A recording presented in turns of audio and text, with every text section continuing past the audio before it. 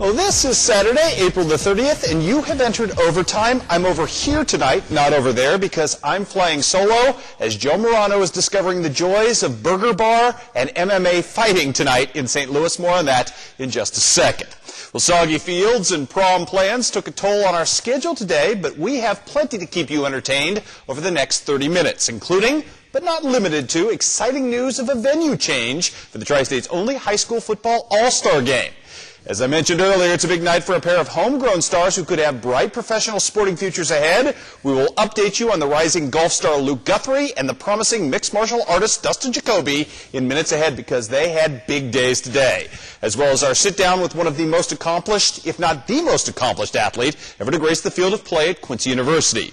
But we begin tonight with the best baseball game on our docket, pitting two powerhouse squads who entered the day with a combined 33-5 record between them. It's Quincy Notre Dame and Macomb.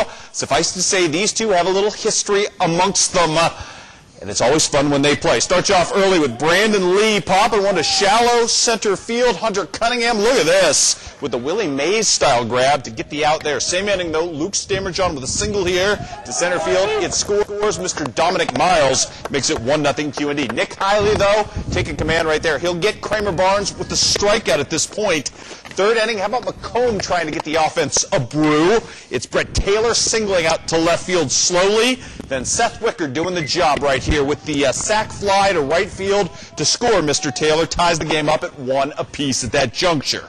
Fifth, it's Dominic Miles again. This kid is just great in clutch situations. The single to right field would score Mr. Anthony Bruns, make it 2-1 Q&D. Your next batter, Daniel Wyman, headed to Lindenwood next season, takes this to the wall. Miles scores on the double for Mr. Wyman, makes it 3-1. Macomb, though, they would have a little something left in the tank in this game. Ben Brown grounds into the fielder's choice, scoring Reed Fulkerson 3-2, but that's all Macomb could get. They had runners in scoring positions, just couldn't get anything to go today as the Raiders get another quality win this week. First Illini West, now Macomb.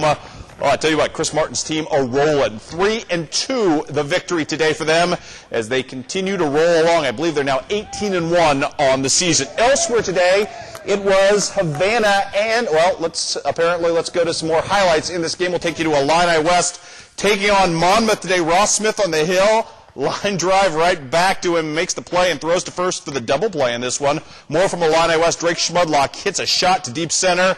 It heads right there and sends him in for a stand-up triple. The next pitch would end up getting by the catcher, and Drake would score to give Illini West a 1-0 lead over Monrose in this game. More to come coming up right here. How about Monrose answering with an infield single to score a run from third, tying the game up. Illini West trying to ride its defense to a doubleheader sweep today. Shot to third, it would be Tanner Anderson, who hit well today as well, making the diving stop, throwing to first, where Dylan Van Fleet would make the putout right here. Ross Smith pitching well, just not well enough to get the victory today as Illini West loses the second game of a doubleheader to Monrose. 6-5 was your final there. Let's take you to the scoreboard for other baseball games on the day. Here we go. Rushville Industry today. A winner over Havana in a tight one as Kyle Harris drives in 3 runs on the day in the first game. In the second game, Jack Cantor, he ends up picking up the win again. He won in relief twice today. That's a pretty effective pitching day as Rushville Industry gets the sweep today, 9-5 in the second game. Also, West Prairie, a sweep on the road of Princeville today, 16-5 in the first and 12-5 in the second for Coach Shoemaker's crew. Quincy High School goes on the road to Moline and struggles today to find any offense, losing 8-0, and also 12-2 was your final there. And we roll along through the scores as you see the Blue Devils dropping to Moline twice today. And in the earlier game between Illini West and Monmouth Roseville, it would be Illini West winning as Jack Carlisle and Drake Schmudlock, each with home runs and a couple of RBIs there on the day. Moving on now.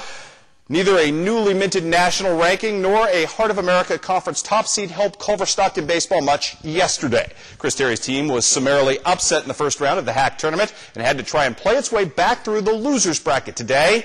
The Wildcats ran off 16 unearned runs today at Central Methodist's expense, including 11 alone in the fourth inning. Let's take a look at that score if we can for you, as it would be Culver Stockton winning 16-2 was your final there. Culver Stockton moving on to play tomorrow. Home runs in that game by Brown and Terrell to help fuel the victory and keep them alive in the back draw. Also on the scoreboard today, HLG's run of magic nearly continued as HLG is the 5 seed taking on the 2 seed today in a championship semifinal match. HLG loses that in extra innings, 7-10. HLG will play tomorrow. They'll need to win tomorrow out of the back draw to stay alive and get back into the championship series against likely William Wood. John Wood in action for 2 today. Let us take you to the highlights in this one. First game, you will see these. Greg Wathen's team trying to make an impossible comeback, down 12 in the 7th. They got some things going, though, in this game. Corey Wisdom with the RBI single to left. That would set up Tim Haley just a bit later with a couple of runners aboard. Batting in the 4 position, Mr. Haley, the Q&D product, going to fool everybody on Lincoln today, dropping down the magnificent bunt to score a run and also to end up being a single for him as well. The runs just kept on coming in the frame for the Blazers in this one. Robert Gonzalez with the hard shot to the hot corner right there. Scores another run, and then it's Lenrick Pinto adding one more in the frame, but that would be all that that team would add. They would lose 13-5 with John Wood in the first game. Second game, things going much better, as you see right here. Cody King on the hill, the former Kirksville ace, just getting things done on the mound today, shutting down the Lincoln offense later. In the second inning, here comes the John Wood offense to the game. Ryan Fox with an RBI, or with a single, I should say, then Stephen Kohler with a single, and then it's Tim Haley faking that bunt he showed you earlier. And look at this, a triple, his first extra base hit of the season. Going to score 2 and give Cody King basically all the margin of runs he needed on the day, but he'd get more. Robert Gonzalez going to step to the plate and add a couple more in this game as John Wood bounces back to take the second game of the doubleheader, winning that one by the final count of 5-3. Meanwhile, on the baseball diamond today at the college level, Quincy University taking a pair from Urbana. Mitchell Fairley with a career best 11 strikeouts. The Blue Devils showing up big today for the Hawks. 2-1 was your final in the first game. Second game, Curran Collins with 2 home runs to lead the Hawks to victory over Urbana. 9-4 your final in that one. Western Illinois destroys Southern Utah on the road today, 15-4. Also, Illinois College on senior day, sweeping a pair from Knox. Brandon Hott in the second game proved to be every bit of his name, hitting a grand slam to lead his team to victory. Also today, we've got soccer for you. Quincy High Invitational. The host Blue Devils taking on Richwoods in the early matinee game today. Early in the first, Haley Womack clearing herself away from defenders. Finds Elizabeth Sprinkle, who's going to touch it over to Brooke Martin, who's going to score the Blue Devils' only goal in 2 games today. It was enough to stand up in the first game, however, as the Blue Devils would win and shut out Richwoods by the final count in that one of 1-0. The second game, not so swimmingly, as you see the score right there. The Blue Devils shut out by Edwardsville 2-0. So that left the door wide open for Quincy Notre Dame in the Invitational to perhaps get some things done. Let us take you to highlights of the Raiders in the early morning contest against Zumwalt North. And it would be Cassidy Foley here with the corner kick.